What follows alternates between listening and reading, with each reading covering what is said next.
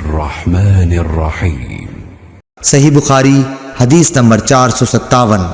کعب بن مالک نے مسجد نبوی میں عبداللہ بن ابی حضرت سے اپنے قرض کا تقاضا کیا اور دونوں کی گفتگو بلند آوازوں سے ہونے لگی، یہاں تک کہ رسول اللہ صلی اللہ علیہ وسلم نے بھی اپنے حجرے سے سن لیا۔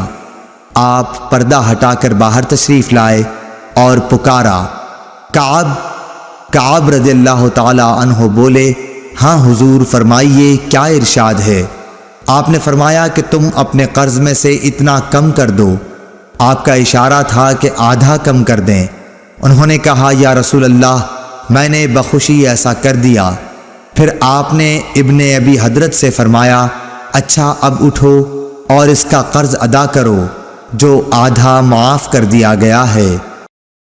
اللهم صل على محمد وعلى آل محمد كما صليت على إبراهيم وعلى آل إبراهيم إنك حميد مجيد اللهم بارك على محمد وعلى آل محمد كما باركت على إبراهيم وعلى آل إبراهيم إنك حميد مجيد